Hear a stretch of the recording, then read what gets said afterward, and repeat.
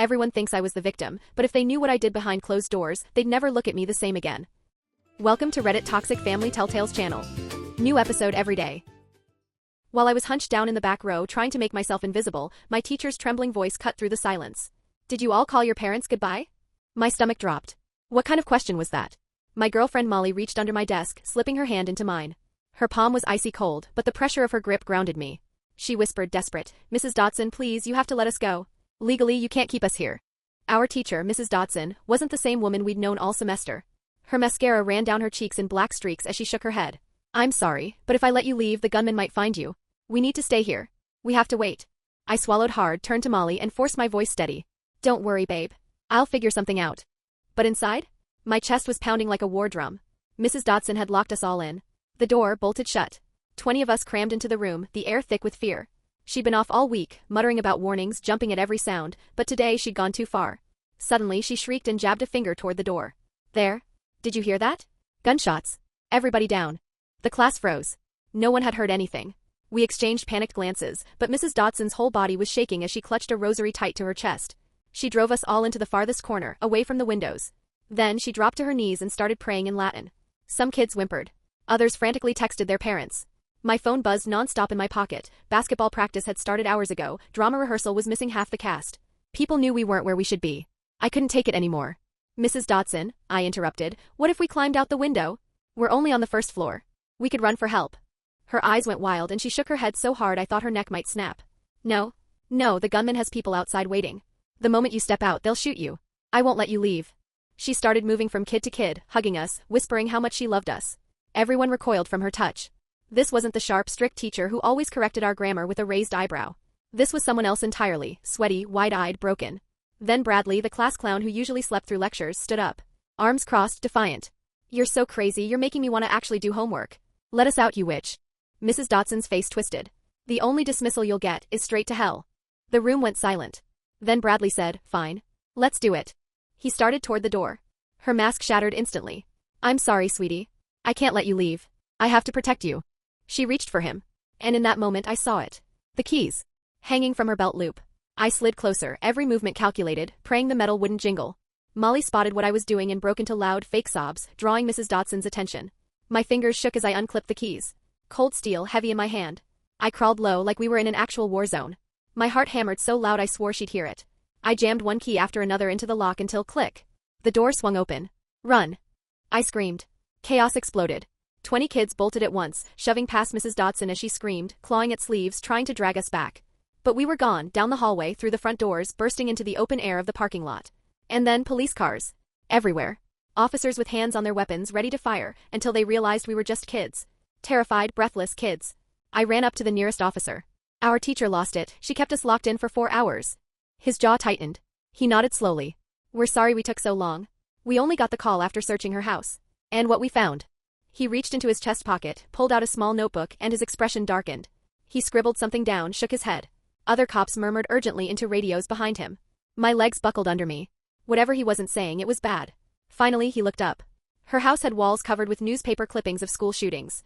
And maps. Maps of this building. My stomach twisted so violently I thought I'd vomit right there on the pavement. More cars pulled in, one black SUV rolling in silently, no sirens. A woman in a dark suit stepped out, badge clipped to her belt. She marched straight toward us, calm but urgent. "Detective Galena Walker. I'll need to speak with each of you separately." Behind her, chaos erupted, parents flooding in, sobbing, screaming, hugging their kids like they'd never let go again. Molly's mom's red minivan screeched to a stop. She sprinted toward Molly, tears streaming, and crushed her in a hug. My dad's truck rolled in slower and he put a hand on my shoulder silently. Typical of him, never words in a crisis, just presence. I tried to go to Molly, but Detective Walker blocked me. "Not yet. Interviews first." Guilt burned in my chest. I'd promised Molly I'd keep her safe, and now I couldn't even stand beside her. Then the principal rushed in, tie flapping, muttering about the incident in careful legal tones. He didn't meet our eyes. The whole parking lot now looked like a crime scene, yellow tape, flashing lights, paramedics setting up. Detective Walker led me aside near the flagpole. She pulled out a recorder. "I need you to tell me everything from the beginning." I started talking, voice still shaking. She explained neighbors had been calling about Mrs. Dotson's bizarre behavior for weeks. They'd been investigating her already. This wasn't just about today, it had been building. And what they found in her house. Fake threats, imagined conspiracies. Proof that she wasn't just unstable, she truly believed she was saving us. Anger and confusion crashed together inside me. Was she evil? Or just sick? My hand kept twitching toward my pocket where my phone was. I replayed that moment in my head, unclipping her keys. Brave or reckless? I wasn't sure. Detective Walker's sharp brown eyes studied me. What are you thinking about? I confessed. She just wrote in her notebook, silent. Behind us, ambulances pulled up. Paramedics checked every kid's vitals. Sarah was hyperventilating so badly she couldn't hold her phone. Her mom rubbed her back while a paramedic shoved a paper bag into her trembling hands. Parents screamed at Principal Burrows, demanding answers. Others clung to their kids. And me? I just stood there, staring at it all, wondering if this was really my life, or some nightmare I'd woken up inside. Principal Burrows climbed onto a bench, his tie crooked, his face pale, and raised a megaphone over the crowd. His voice cracked through the chaos. School would be closed tomorrow, counselors would be available, safety protocols would be reviewed. It all sounded rehearsed. Sterile. Like he'd been handed a script by some lawyer. Ensuring student safety moving forward, he said, over and over, without once admitting what had gone wrong. Parents weren't having it. They shouted back, demanding real answers, demanding accountability. Some even yelled about lawsuits. The principal just kept spitting out the same vague lines, like a robot with a glitch. Then Bradley spotted it, a white news van pulling into the lot, satellite dish gleaming under the parking lights. His eyes lit up. Before anyone could stop him, he bolted. The reporter was fixing her hair in the side mirror when Bradley practically shoved his way into her space. He started rambling so fast I thought he'd run out of air. She waved her cameraman forward, and in seconds the red light on the lens was glowing. Bradley ate it up. Hands flying, voice booming, sweat dripping down his forehead, he painted himself as the hero. Said he stood up to Mrs. Dodson, he distracted her, he basically saved us all while I snagged the keys. Our classmates rolled their eyes, muttered under their breath, but nobody stepped in. We were all too drained to fight him on it. Let him have his spotlight. Still, I couldn't shake the image of Mrs. Dodson, mascara running, clutching that rosary, forcing us into the corner, whispering prayers none of us understood. It was horrifying in the moment, but looking back, it felt tragic. Like she truly believed she was shielding us from a gunman who wasn't even there. Bradley pointed dramatically at the school like he was in an action flick, the reporter nodding as though she'd just found her evening headline. I almost walked over to set the record straight, but honestly, I just didn't care who got credit anymore. My phone buzzed. A text from Molly, I can't do this anymore. I just want to go home with my parents. I looked up. She was already walking away, her mom's arm around her shoulders, her dad carrying her backpack. She didn't even glance back. I took a step toward them, then stopped. She needed space. My promise to protect her in that classroom felt hollow now, almost embarrassing. We were safe. And she was leaving without me. Detective Walker reappeared, calm but firm. She handed me a small white card with the police department's logo. You'll need to come to the station tomorrow morning and give your full statement. Her tone carried weight, something unsaid lingering beneath the surface. There's a lot more to this than just a teacher having a breakdown, she added quietly. We'll talk tomorrow. She moved on to the others and my dad finally broke his silence. Let's go home. Just 3 words, but it was enough. I followed him to the truck, silent, the chaos of the parking lot fading behind us. That night, I lay in bed staring at the ceiling. Sleep was impossible. My mind replayed everything, Mrs. Dodson's arms wrapping around us, her whispered, I love you sounding like a twisted farewell. The rosary dangling between her fingers. The Latin prayers spilling from her lips. She hadn't been torturing us, at least not in her mind. She'd been saying goodbye, convinced we were already doomed. My phone buzzed nonstop. Our class group chat was blowing up with theories. Someone said their brother overheard that Mrs. Dodson had called 911 earlier in the week, convinced gunshots were ringing out near campus, but it turned out to be construction noise. Another classmate said she'd been reporting suspicious cars almost daily for weeks. The paranoia wasn't random, it had been building piece by piece. A pattern none of us had seen until now. Detective Walker's words echoed in my head, there's more to this story. I tried to imagine what the police found at her house. Weapons? Plans? A manifesto scribbled in shaky handwriting about saving us from enemies that didn't exist? Each scenario my brain conjured was worse than the last. And somehow, not knowing the truth was even more terrifying than the 4 hours we'd spent trapped in that classroom. I finally drifted off sometime around 3 in the morning, but it felt like I'd barely closed my eyes when my phone rang at 7.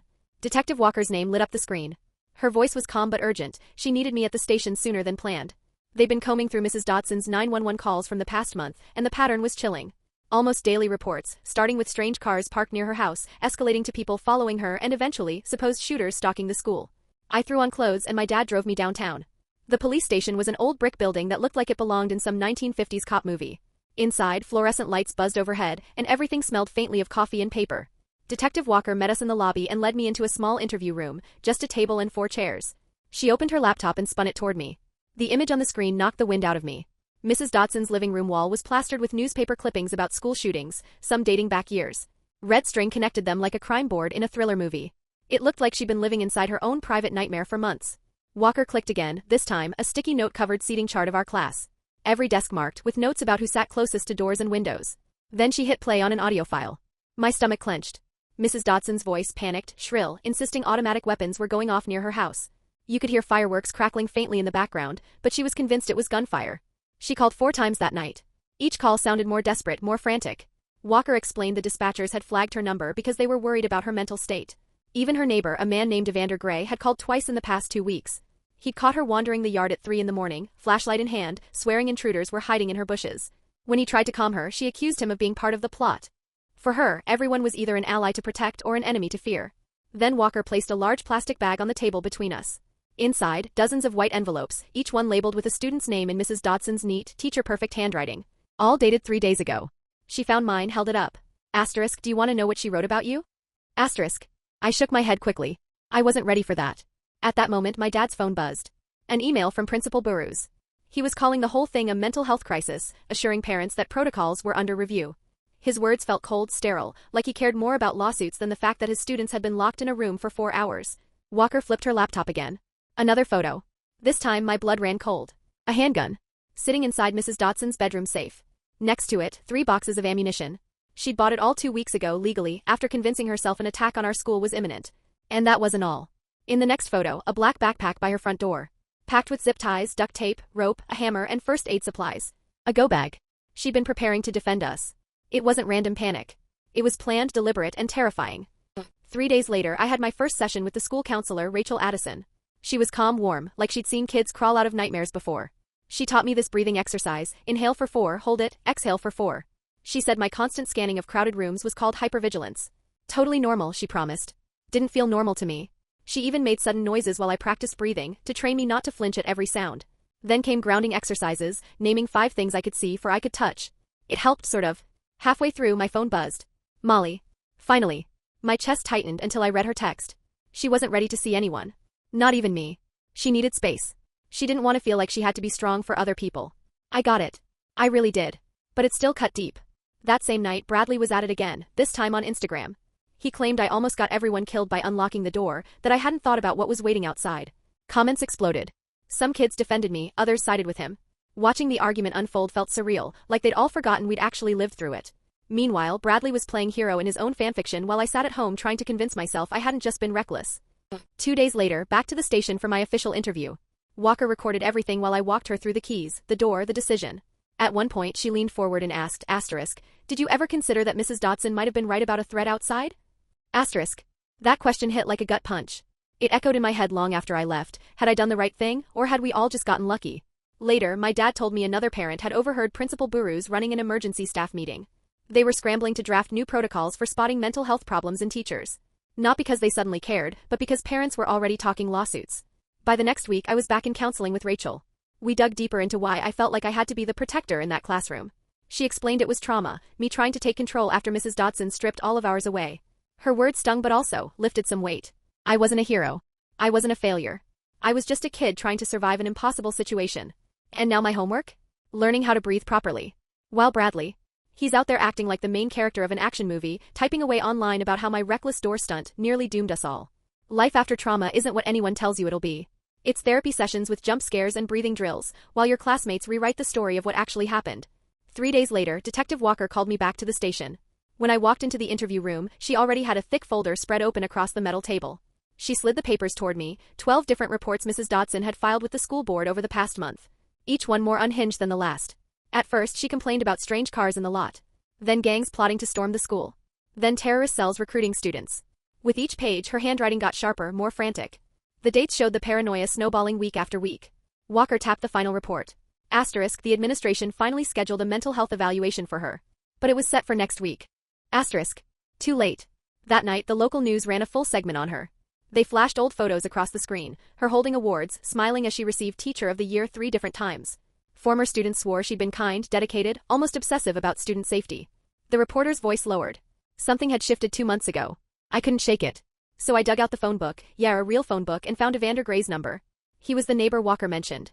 When he answered, his voice went stiff the second I said my name. But then he sighed and told me to come over. His house was just 2 blocks from hers. He met me at the door, eyes tired, like he hadn't slept in weeks. Over coffee at his kitchen table, he told me what he'd seen. She hadn't slept in over a month. Lights on at 3 a.m. every night. Furniture scraping across the floor as she dragged it to barricade her doors and windows. She told him she was having visions, violent ones, that she believed were messages from God, warnings about danger. My skin crawled. Then he said she'd started asking him strange questions about our class. Who sat near the windows, who was closest to the doors. She'd been drawing maps of our classroom, planning escape routes, marking student positions like pieces on a chessboard. Her delusion wasn't just in her head anymore. She'd built an entire reality out of it. The next morning, Detective Walker called again. One of the sealed envelopes from Mrs. Dodson had been opened, with the family's permission. She read part of it aloud over the phone. Mrs. Dodson apologized for frightening us. But she insisted the danger was real, that she had to act because nobody else could see what was coming. Her words weren't menacing. They were desperate. She wasn't trying to hurt us, she was trying to save us from a threat that never existed. Sad. Terrifying. Both at once. Later that day, I was in my room when there was a knock at the front door. Molly stood there, eyes red, shoulders trembling. Before I could say anything, she pushed past me into the house. She broke down sobbing, saying she couldn't sleep, couldn't handle loud noises without jumping.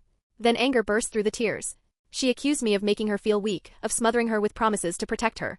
She said she'd been handling things okay until I kept acting like she was helpless. We sat on the couch for hours, unraveling everything. She needed to feel strong on her own. I needed to feel like I could control something. Two opposite ways of surviving the same nightmare. In the end, we promised to respect each other's ways of healing, even if it was hard. The next day at school, the whispers started. Some parents were saying I'd put everyone in danger by unlocking the door without knowing what waited outside. The school needed someone to blame. And blaming a teenager was easier than admitting they'd ignored the warning signs of a teacher unraveling. The unfairness boiled in me until I punched my locker. That stunt earned me a trip to the office. Principal Burrows sat across from me the next morning, legal pad in hand, reading from some script the lawyers had clearly written for him.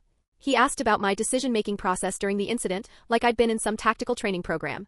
Then he leaned back and offered me a deal: join the new student safety committee instead of facing discipline. It felt like hush money. But I agreed. I didn't want this shadow hanging over my college applications. The compromise left me bitter. But I swallowed it. That afternoon, I vented to Rachel, my counselor. I ranted about how angry I was, saving everyone, only to be punished. She handed me a sheet of paper, drew 2 columns, and had me write down what I could control on one side, what I couldn't on the other. It didn't erase the anger, but it gave me somewhere to put it. 2 days later, she brought us all in for group counseling. 12 of us, sitting in a circle. Rachel asked about the moment Mrs. Dodson hugged everyone. Sarah started crying, said it felt disgusting, sweaty, suffocating. Simon admitted he felt comforted, because at least someone was doing something. Jessica snapped, furious that Mrs. Dodson touched us at all without permission. Tommy said the hug made him believe we were about to die. Ashley whispered that she just wanted her mom, and in that moment, the hug was the closest thing. I sat there stunned. I'd assumed everyone hated it like I did. But no, we'd all lived the exact same moment, and each of us carried a completely different scar from it. And that's when it hit me, this wasn't just my story. It was 20 different stories, stitched together by one woman's unraveling mind. Detective Walker called me back to the station that afternoon. Her voice on the phone was clipped, serious, like she'd just uncovered something she couldn't sit on. When I got there, she had a neat stack of printed emails spread across her desk. "These are from Mrs. Dodson to the school board," she said, sliding the papers toward me. I skimmed the first one and felt my chest tighten. Mrs. Dodson had been begging them for weeks to install bulletproof glass in the classroom windows. Every email got more frantic, more desperate. She offered to pay for it herself using her retirement savings. She'd even done the math, down to the penny, for reinforced doors and metal detectors. One line hit me like a punch. Asterisk, "I'll sell my car if that's what it takes to keep my students safe." Asterisk. I stared at the words until they blurred. She wasn't just paranoid, she was pleading for help, sinking deeper into a world where danger was everywhere. Walker reached for another folder. Asterisk, her family gave us permission to share this. Asterisk, inside were Mrs. Dodson's medical records. They showed she'd switched anxiety meds about 7 weeks ago, after her old prescription stopped working. Then she skipped her next 2 psychiatric appointments, claiming she felt fine. The new pills carried a warning, paranoid thoughts as a rare side effect. Walker tapped the dates with her pen. Asterisk, that's right when everyone noticed the change. Asterisk. It was like the medication had unlocked something already waiting to spill out. The next day, I was at school when I overheard a group of kids talking about pressing charges. They wanted Mrs. Dodson arrested for kidnapping. Before I knew it, I was jumping in, words spilling out faster than I could think. Asterisk, she wasn't evil, she was sick. Her brain lied to her. She really believed she was saving us. Asterisk. They just stared at me wide-eyed like I'd lost it. But I couldn't stop. The anger I'd once felt toward her had twisted into something else. Pity. Sadness. She wasn't a monster. She was broken. Meanwhile, Bradley was getting his turn under the spotlight. Walker called him in that afternoon because his story kept morphing each time he told it. She grilled him hard, pointing out contradictions from the witness statements. Sweat rolled down his forehead as his voice cracked. He'd told everyone he'd stood up to Mrs. Dodson, that he'd been the hero. But under pressure, the truth slipped out. He'd mostly just yelled while the rest of us kept quiet. Watching him squirm, I felt this ugly flicker of satisfaction. He'd turned our nightmare into his performance, and now the mask was cracking. Walker made him rewrite his statement 3 times before he admitted he'd exaggerated. The following morning, Principal Burrows called an assembly. His voice echoed through the gym as he announced Mrs. Dodson had been placed on indefinite medical leave. The words were cold, lawyer-crafted. Everyone knew it meant they'd nudge her into retirement instead of firing her, because that would look bad. That night, the gym was overflowing with parents. The emergency meeting turned into a battlefield. One father stood up, red-faced, screaming, "Why was a mentally unstable teacher left in charge of kids for weeks?" Walker tried to explain the breakdown had been sudden. But the parents weren't buying it. Burrows repeated that they'd followed protocols, which only poured gasoline on the fire. The shouting grew louder, parents pushing toward the front. Two dads nearly came to blows over whose child had suffered more. Walker had to physically step between them before fists flew. The rage in that room needed a target. And the school administration stood front and center. Later that night, Molly came over. Her face was tense, her eyes red. She slammed the door behind her. She'd read the transcript of my police statement. She saw the part where I called myself a hero for grabbing the keys and saving everyone. Her voice shook as she glared at me. You turned my trauma into your ego trip. You made yourself the main character of what happened. Her words cut deep. Because she was right. I had clung to that role of protector, of hero. It was how I survived that day. We sat on my bed for 2 hours, picking apart every word, every memory. She said, when we call ourselves heroes or victims, it makes it sound like a movie. But this wasn't a movie. It was real. And it hurt us. In the end, we agreed to drop those labels. No heroes. No victims.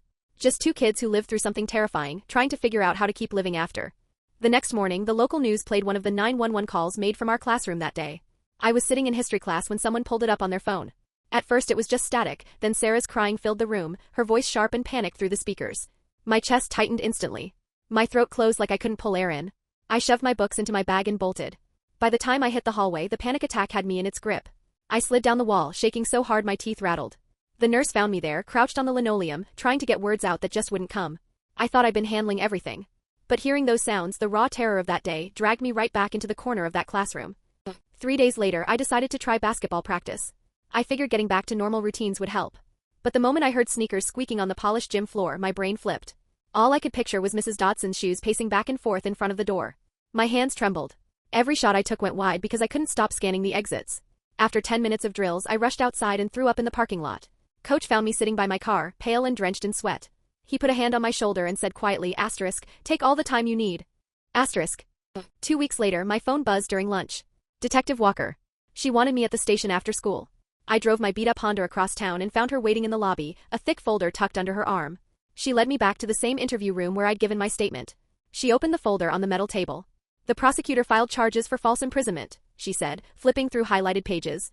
"But they're offering a plea deal, mental health treatment instead of jail time." The stack of papers was thicker than my history textbook.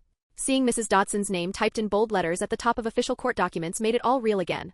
My stomach turned as Walker explained that the court recognized she'd been sick when she locked us in. That night, I sat at my desk staring at a blank sheet of notebook paper. Finally, I picked up a pen and started writing a letter to Mrs. Dodson. My hand shook the whole time. I wrote that I understood she thought she was protecting us. That I hoped she'd get better. But every sentence came out wrong, too forgiving, too angry, too fake. I tore up 3 drafts before something felt close to right. The next morning, I brought the letter to Walker at the station. She slid it into an evidence bag, her handwriting labeling it with Mrs. Dodson's name. Later that day, I showed a copy to Rachel, my counselor. She sat beside me on the couch, red pen in hand. She underlined, crossed out, circled whole paragraphs. "You can understand her illness," she said gently, "without excusing the harm." We rewrote it together, shifting the focus. Less about comforting her. More about the truth, how scared I'd been, how confused, how broken the room felt.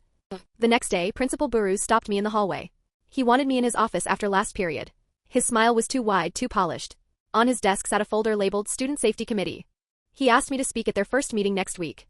I could tell he wanted me to be the poster child, proof the school was moving forward. I agreed, but only after telling him flat out, "I'm talking about mental health support for teachers, not just locks and cameras." His smile faltered, tight at the corners. But he nodded, scribbling my name onto the speaker list.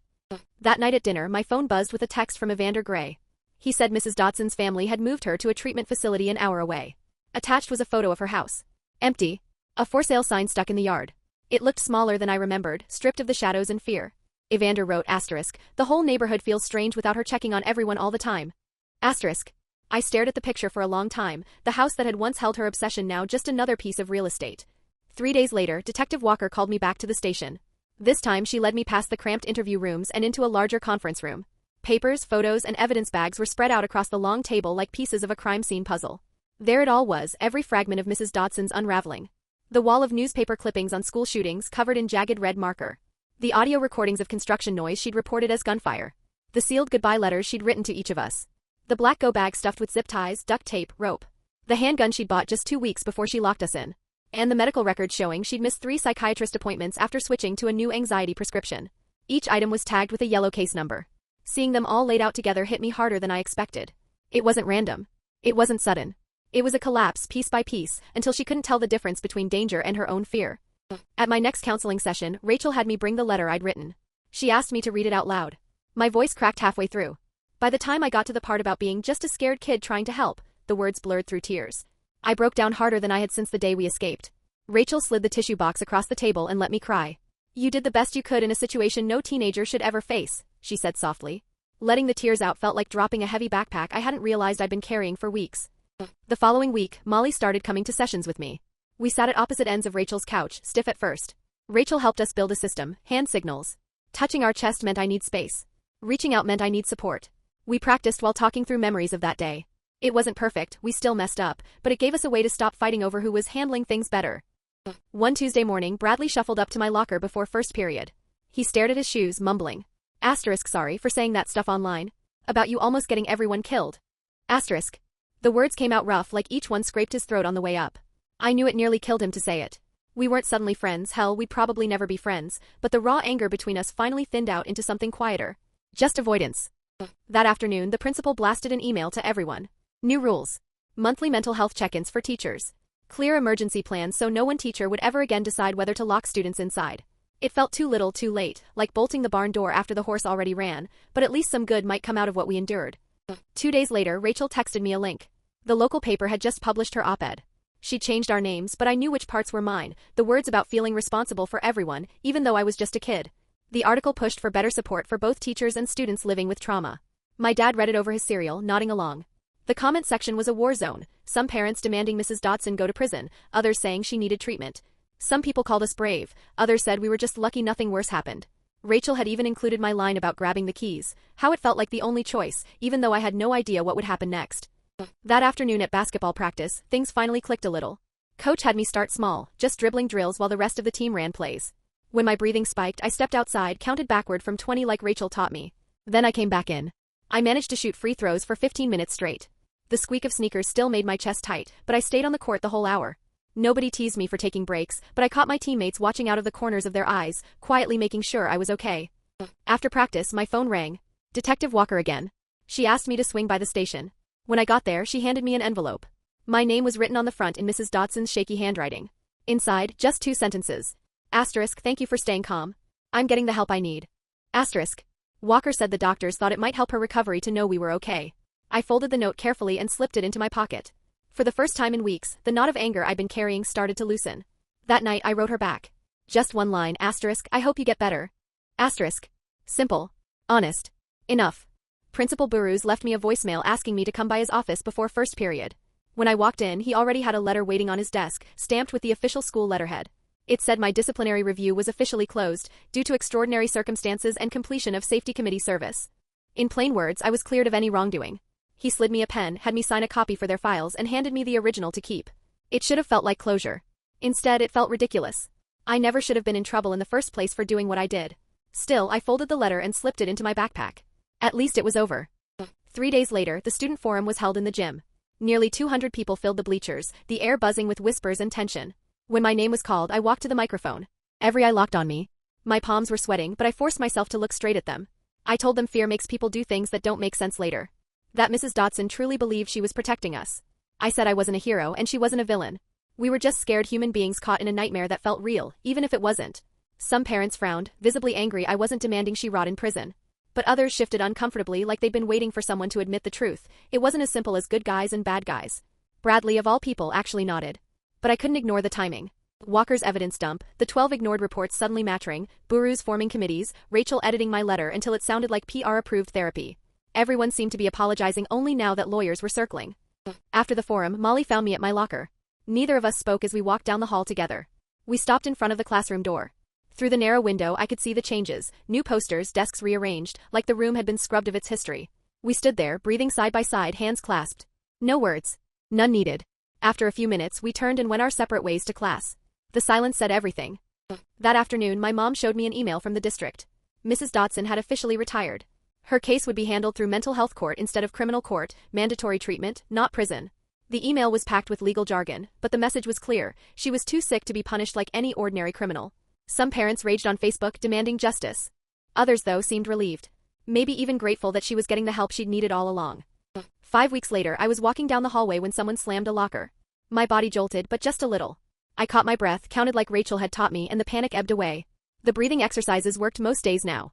Molly and I had our system, texting each other before walking past certain places that still made us uneasy. We were learning how to give each other space and when to close the distance. That afternoon, I headed to basketball practice and she went to drama rehearsal. We had plans to meet up after and walk home together. The panic attacks still came, but they didn't own me anymore. They passed quicker and I bounced back faster. Other kids who'd been trapped in that classroom nodded at me in the halls sometimes. No words, just a look. A silent understanding of something nobody else could fully grasp. My grades had slipped, but my teachers gave me extra time. Life was moving forward, uneven but steady. Some days it felt like the whole thing had happened years ago. Other days like it was yesterday. Either way, we were different now. But we were healing. And for the first time since that locked door slammed shut, I actually believed we'd be okay. Thanks for watching. Today's train wreck is over, but tomorrow's ride is already on track. Subscribe so you don't miss it.